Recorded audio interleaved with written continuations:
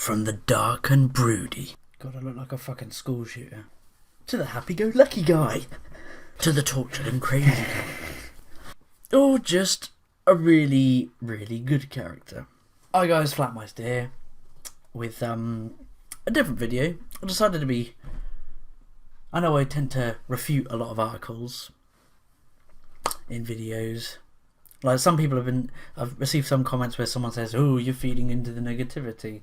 That was like on an old video.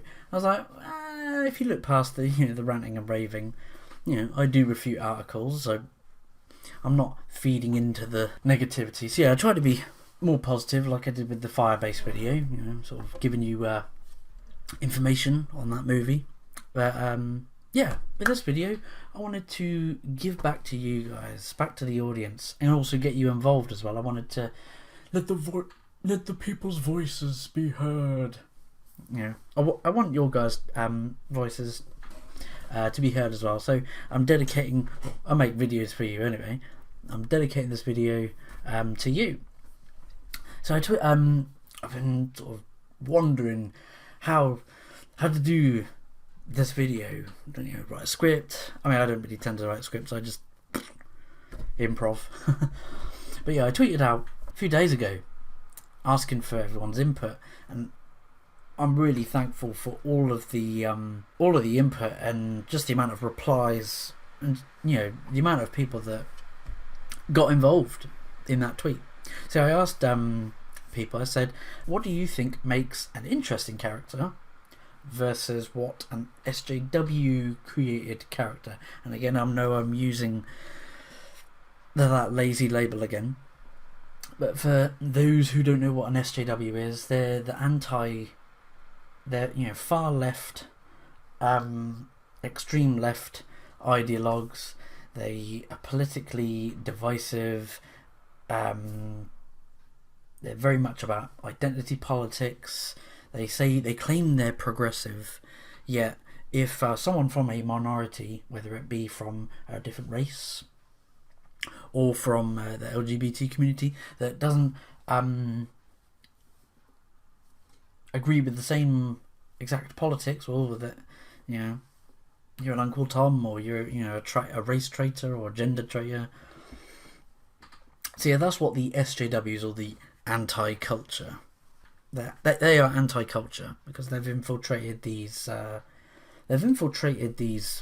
creative companies, whether it be in comics, movies, or video games, and they've been hired.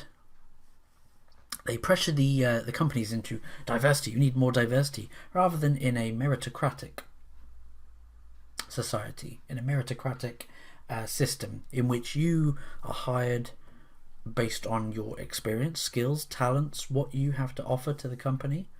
Do you have something? Do you have groundbreaking ideas? Do you have unique and innovative ideas? What do you bring to the table? And that is what a meritocratic society should be. That's why I love shout out to Spike, your new Twitter name you've changed to.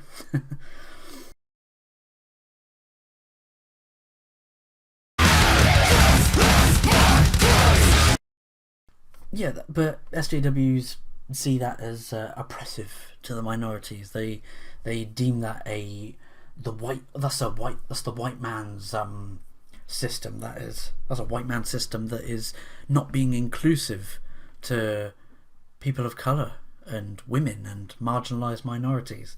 No, it's not exclusionary at all. Meritocratic systems are always inclusive. Like, you should be hired based on what you have to offer, and this is the same with characters as well.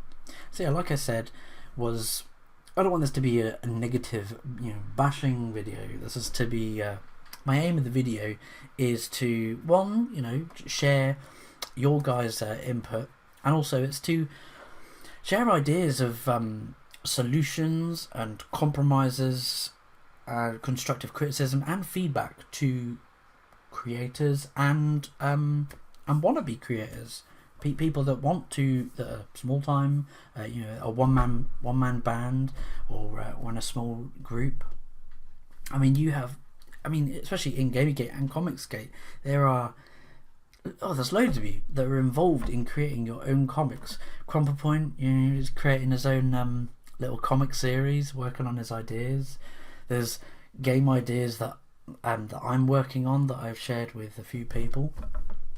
You got diversity in comics, making his own comics. There are loads of people getting involved, and you got Spike as well. Like I said, Spike earlier.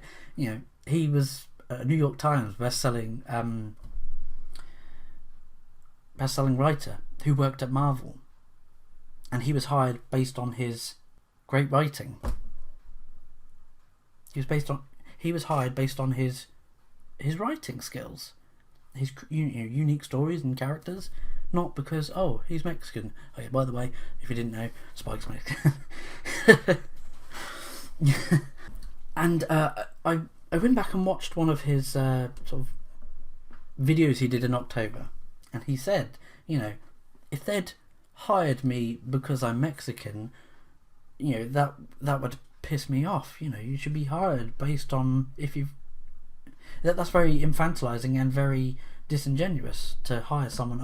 You're a Mexican, well, we need more diversity, we need to appear more diverse, so we've got Mexican Mario. That'd be very disingenuous of Marvel or any company for that matter. Yeah, I wanted to get into this. Come on. So I got a load of feedback from people, and I'm really thankful for all your guys' engagement in this. So I'm going to go straight into it. There was a massive thread, and I'm going to pick sort of some of the best comments. At Not Nick Fury, it says, read everything. There are no genres in kid comics. The powers and origins thereof are too varied. Mingle. Develop a genuine zeal for discovering surface background traits and information about others. Determine what the narrative needs. Subvert it, then make it fit. He goes on about heroes. This is a very good point that not Nick Fury makes. He goes, vulnerability is not softness. Overcoming vulnerability is what makes a hero. Allow for it. Fear of success, of failure, of freedom lost, of subjugation. What's the character's motivation? And he said this should have been the first point made. The thread was just going on about other things, but he went on to say, what is driving the character to sacrifice normalcy? And exactly like a hero, the main character, the hero should, or characters should be believable. That's the way it immerses you into a game or a movie or reading a book. Characters, if you're very good at writing, make a character feel very real. And this also went into another conversation about caricatures and stereotypes. Sometimes they work, it depends again on genre, like comedy. Stereotypes work. There should always be a sacrifice or something at stake for the character, something to lose. And a character that came to mind was Max Payne was one, and especially if you've played the third game. We're going into spoilers here, Max Payne, but he was basically a hard-boiled cop in the first and second game. His wife and child were killed by junkies, the whole corporation involved with this drug, blah blah blah. But in the third one, he tries to get away. He's alcoholic, he's addicted to painkillers. And so he gets hired as a bodyguard for like this VIP family in Brazil, and there's these constant assassination attempts against all of these family members within this rich political family. So he's a bodyguard. Lo and behold, the people that he's paid to protect end up dying, and yet he could fuck off out of Brazil. He could turn tail and run. He could leave Brazil, but instead, he sacrifices his own safety, he puts his life on the line to make amends. That's what I said in a tweet. He attempts to right the wrongs and mistakes that he made. Even though he's still a hard-boiled, hardened cop from New York at heart.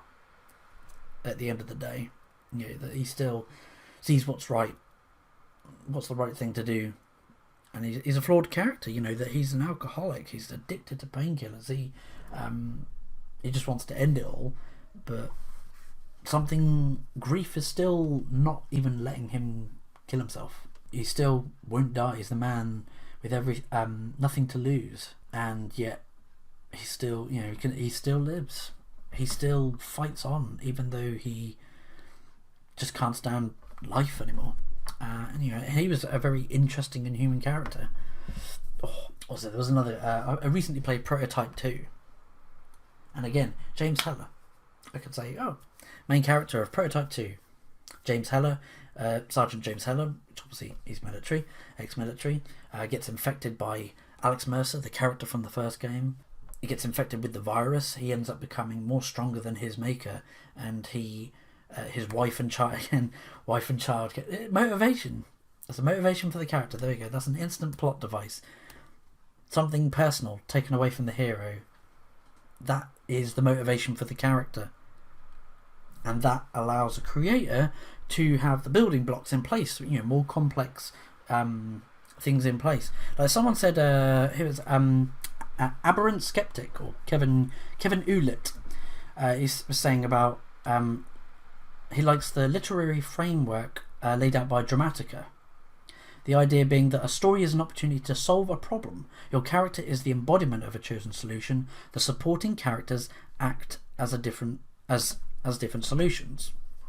That's a really and that fits well with Prototype 2, for instance. That story structure, that framework.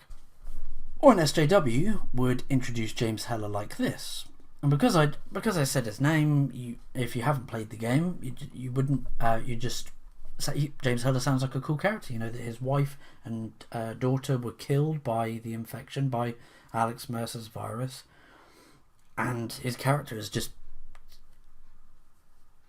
pure, unadulterated rage. He's just angry. That's all he's got left to live. I don't know what the fuck you're talking about. Such a waste. Goodbye, Heller.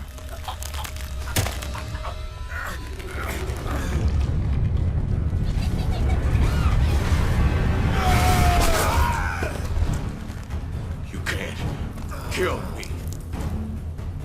You can't kill me, motherfucker. All right then. Let's see if that goes both ways. That he's this developing all these powers from the virus, and he's just one goal in mind: to kill Alex Mercer, because that's what's just driving him, is this pure rage.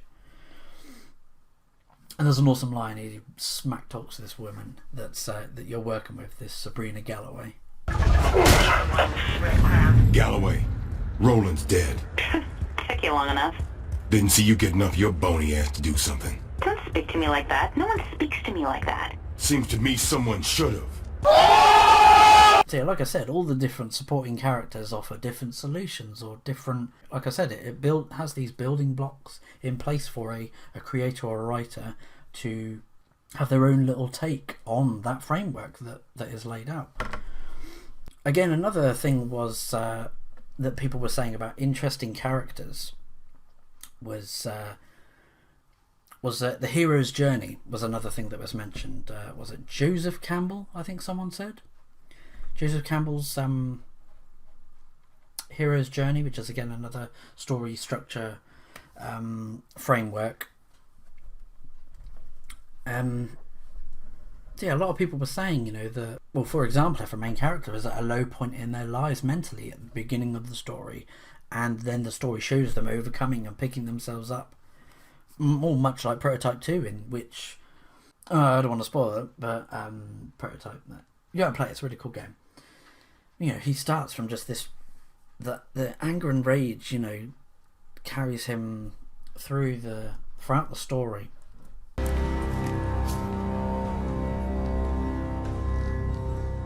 Where's Maya?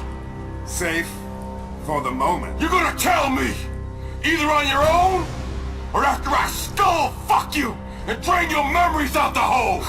Scary. He's uncovering, at the same time as the player as well, uncovering new information because you can, with the virus, you can consume characters. You can consume military personnel and scientists, and you absorb their memories, and you get like this web of intrigue. and it shows like a really cool video clip of like them in a conversation or something. Aberrant Skeptic said to check out dramatica.com. It's a free website. It's all free, and it's an interesting new perspective on the W3 point plot. So I've yet to check it out, but I will check that out. So yeah, but like, what makes a real character is relatability, a certain relatable real world problems. It helps you be a fully realised and grounded character. It grounds it into realism. Captain Frugal says the book needs to have, or not necessarily the book, but needs to have a good supporting cast, not tokens. The character could also have, like I said, real world relatable problems, and it helps you immersed in that world. Here we go. Aberrant Skeptic said about Joseph Campbell and the hero's journey. Other literary systems of critique can really open up the symbolism of storytelling and its carriers and characters. Because I think I used, when I did film studies in college many moons ago, I found that hero's journey story framework is really useful. It's really cool. The conversation also got a lot into sort of the comics and superheroes. Super Ant says, for me it's a simple and fundamental flaw in concept. They are trying to give people characters they can identify with. Superheroes are by definition characters we aspire to be. It is a narcissistic exercise in absolute hubris to identify with a superhero. And I said exactly, we look up to Captain America for his pure selflessness and his self-sacrificing and his self-sacrificing nature. He's patriotic, but he's the defender of the people that can't defend themselves, against the helpless.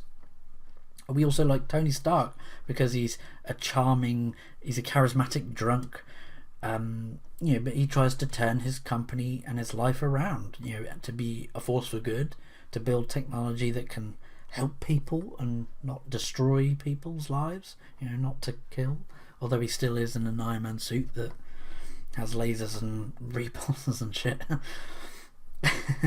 But sort of the main census was a lot of good characters aren't perfect. Flawed characters make a real character, because by definition humans are flawed. I've got many flaws. Good characters they struggle, just like humans. I'm struggling to pay rent because, I'm disabled, unemployed, and me and my wife are barely getting by. Just to sort of disclose a bit of personal information there. But, I'm still making videos. I'm still trying to create content for my YouTube channel. Characters aren't defined by superficial, inconsequential physical traits. They never and this is a thing as well, in general as well. They never demand respect. They earn it, and this goes for people in general. You don't demand. Sure, there's a basic common decency, common conscientious towards your fellow man or woman. Common decency, common respect. But when there's when you think about respect, like someone that is someone you look up to, and you're like, oh, you're a role model. You are someone that is a beacon of hope. Actions matter, not empty promises, not words. But so anyway, they don't judge others based on their race, gender, orientation, and opinions. If they're a superhero, they look fucking cool. That was the Woken comic. This goes into... this is my sort of segue into SJW characters. The writers themselves, like a lot of these SJW writers at Marvel, are very narcissistic. Take for instance America Chavez. I say that name and it's like...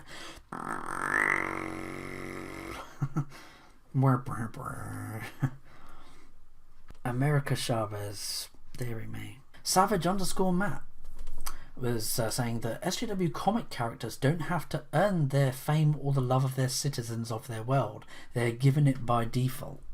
Which, again, like, what's her name? Gabby Rivera. self-inserts herself in her comic and goes, America Chavez is the hero we need. She is awesome. And all the people in the Marvel world are going, oh, America Chavez, we love you. And yet she hasn't deserved the respect of the writer either. As I said, the SJW's creators are inserting themselves into the character as well. And then the characters come off as narcissistic. I said that SJW creators think that they are given the love that they deserve, the love and admiration of the citizens of our world because they're an oppressed minority. And I said that's exactly why people couldn't stand America Chavez, because she, as a hero, hadn't earned her hero status.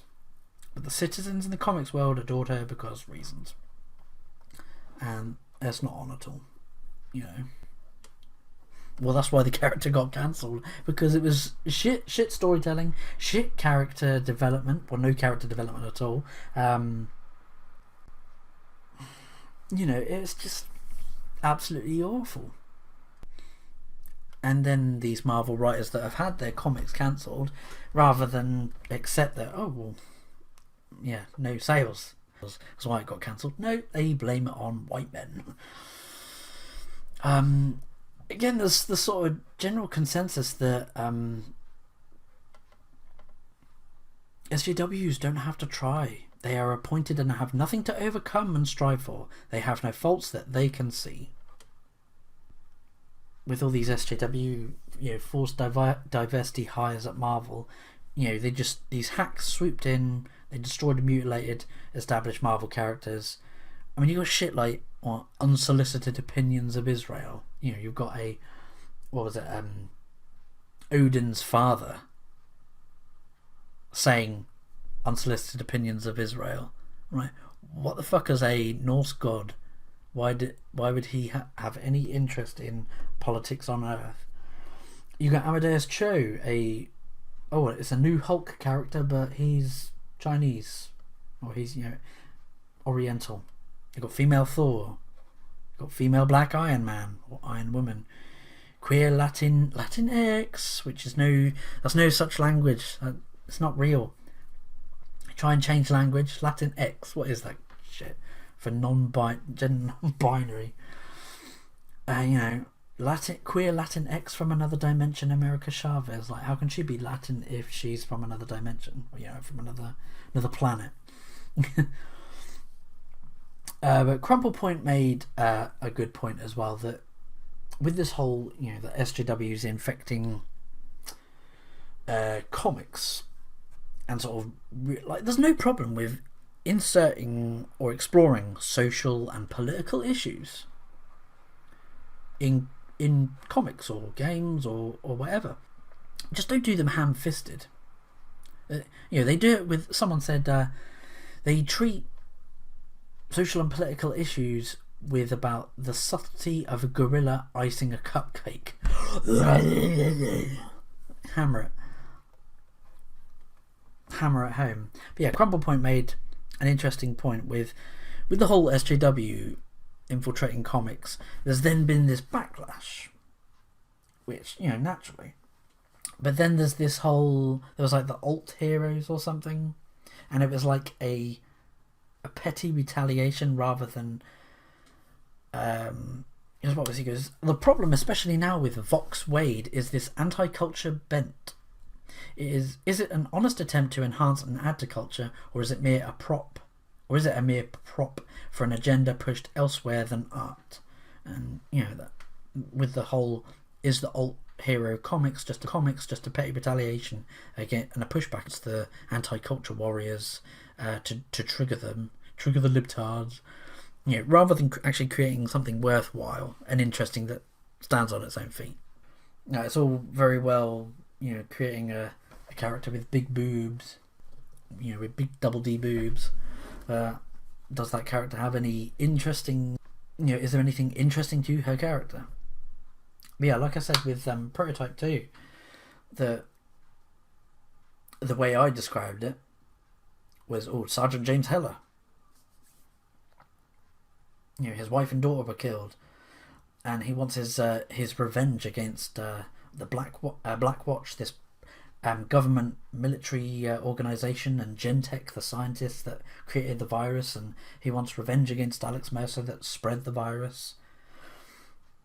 The reason behind the whole virus outbreak. You know, I described it like that, but an SJW would describe Sergeant James Heller like this. Or a black man who's infected by a virus created by white people gets his revenge against a white man that has infected all of New York because he wants to create his own new evolved humanity, you know, his own new evolved race of people that are infected with the virus. That's how an SJW would probably describe Prototype 2. They only care about the skin colour, race, gender. But the way I described it, oh, Alex Mercer, the bad guy. Oh, James Heller, the good guy. You know, he's got motivation to kill Alex Mercer. So that's where I'm getting at, that the way, you know, if an SJW created James Heller, they go, oh, is it because I'm black? You know, well, I don't know, they'd say something stupid like that. I'm Set Onks. I'm SET Onks. I don't know how you say his Twitter handle. He says, an SJW character is created as a tool, a blunt instrument to hammer a point. There's no chance for growth or change. There's no reform or fall. The SJW characters are born fully formed. They never have a Gwen Stacy, Jason Todd, or Elektra moment. Yeah, pretty much most of these SJW characters are Mary Sue's, and there's no growth to their character at all. They have no low point and then overcoming obstacles. Mildred the motherfucking monk. I love his sayings. He's always the best at the best sayings and best sort of terms of phrases and stuff. He goes, an SJW character is not a character. It's a pull string doll in the guise of a character. It comes down to the fact that storytelling is an escapist medium. Breaking that for the sake of ideology destroys immersion and investment. Exactly. Bang. Oh, nail on the head, Mildred. You need immersion, a personal investment in a character, and the character's story and the life is important to the reader, viewer, or the player. He also he said something about. He also said this: think about characters that are cosplayed or fans have made art of them, and those fans do that because the story attracts fans. That's what they like about characters, because they've got unique stories. There's no 100% formula to a great character, but when a writer cares about the story, the rest will come naturally. You know, people look up to these characters and want to emulate them. That's why, you know, there's the characters. So yeah, I mean, like I was saying, with political, you know, ideology, ham-fisted identity politics, you can cover social and political issues, but do them in a respectful, or you can do them in a subtle way. I mean, the X-Men were a analogy for the civil rights movement in the 60s. That, you know, that mutants were being discriminated against by the government and by the people because they were different.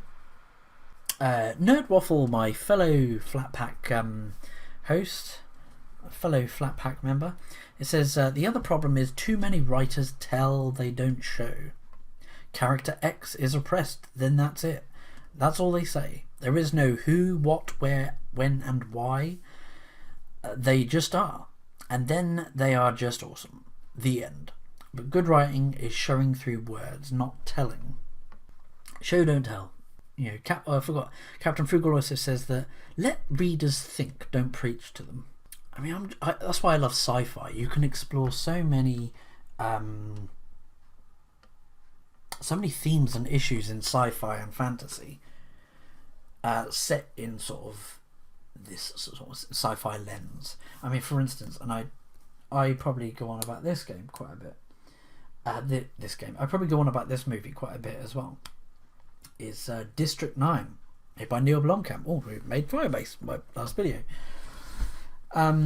District 9 was, and if you haven't seen it, watch it. It is a freaking awesome movie.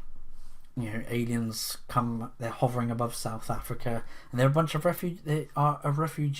They're refugees, essentially. They're trapped on Earth, that their ship has malfunctioned. And then humans discriminate, they call them prawns, they don't refer to, you never actually hear what the race type, or what alien type these aliens are. That explores racism and discrimination, powerful, corrupt governments and corporations. Highly recommend you watch that. Same with he does a lot of Neil Blomkamp does tend to do a lot of movies with sci-fi that the oppressed and oppressor. There's the Elysium as well with Matt Damon, with like advanced warfare really with the exosuits. But that was the rich and elite living up in a little space station above Earth, and they've got all of the greatest and newest technology, while the poor people living on Earth are suffering, starving and dying. Some people didn't particularly like that element, that the poor versus the rich. Well, if you've worked hard your whole life, you deserve to be. If you've got a lot of wealth, you deserve the fruits of your labour, so to speak. And what was the other Neil Blomkamp movie? Chappie, which was essentially a sort of sci-fi Pinocchio story. It was a sort of company that owns this sort of cyborg police robot company. It's a police state. I'm trying to remember where it's set in Chappie. It might be South Africa. I mean, I know he films in South Africa. But that's set in South Africa, and this militarized police force, this police state, and this one robot is a one in a lifetime chance that it actually becomes sentient, and the company want to shut that shit down, but the scientist is going, this is next step in evolution. Although that line was a bit cringy. Say what you would about Chappie, I enjoyed it. That band, or the people that played those gangsters, were a bit cringy. Ugh. I can't remember the name of the fucking Antwoord. Tell me in the comments. It's Der Antwoord or something like that.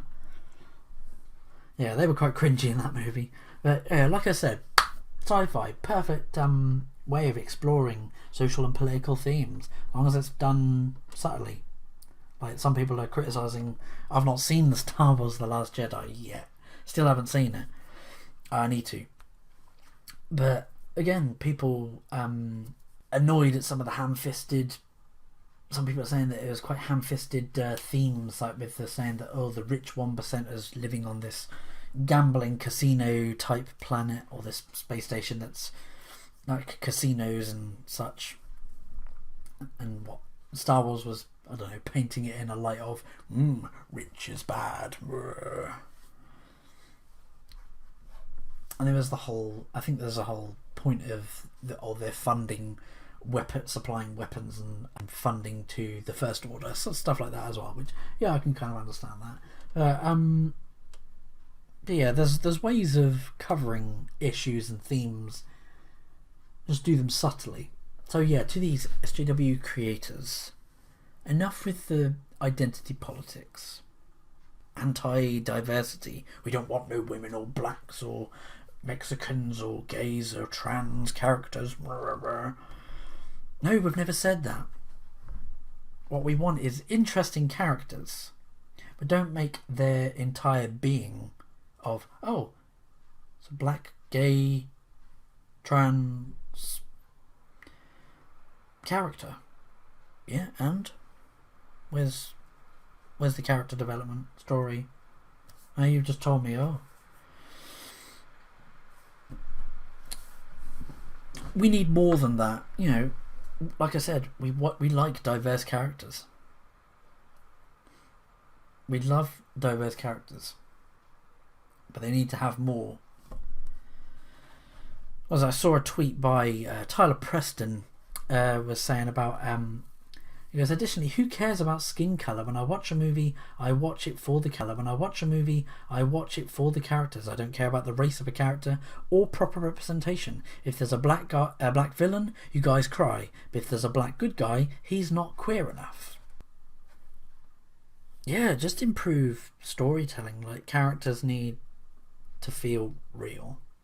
Stop living in your own fantasy. Stop living in your own reality, and stop inserting, like, ham-fisting your own politics. If you want to be left-leaning or right-leaning, that's fine, but don't bash over the reader's or viewer's or player's head. That's the reason why we play games, watch movies and read comic books, is to escape the banality of real life. We don't want to have that fucking bashed over our head in escapism. So, you know, we've got no problem with you being an SJW and you're creating a game or whatever. We've got no problem if you are an SJW, but it's when, you know, Mass Effect Andromeda flopped because of the very poor writing in that. Because a lot of these SJW creators aren't creative. Not creative at all. Again, I don't want to be negative. Like I said, I want to make compromises and solutions, offer feedback to potential creators. Just improve your storytelling, improve creating characters and character development, character story arcs. That's all we ask. That's all we ask.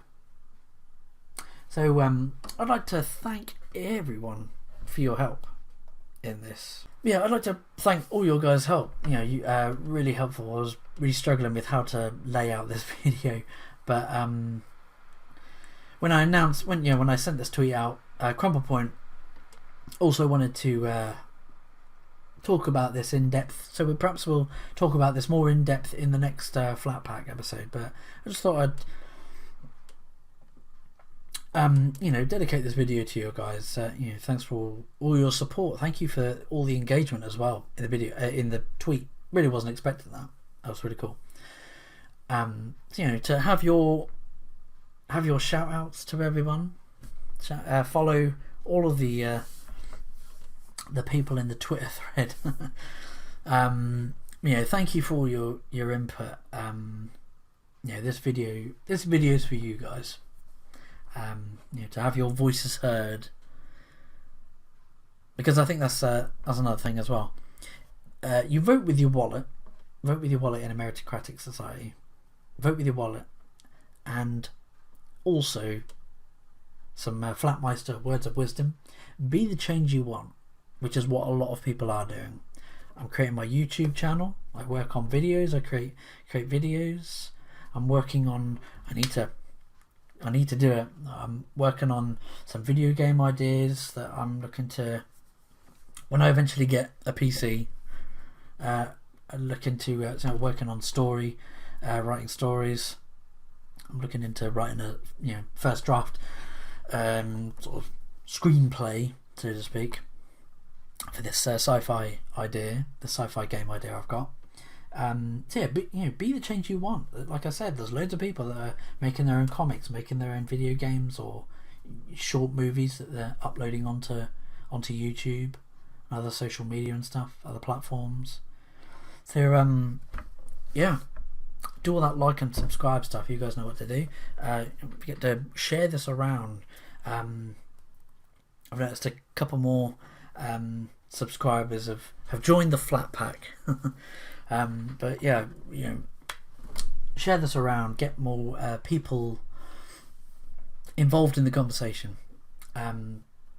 So you can follow me on Twitter, and so yeah, I'm Flattmeister. I'll catch you in the next video. I'll see you later.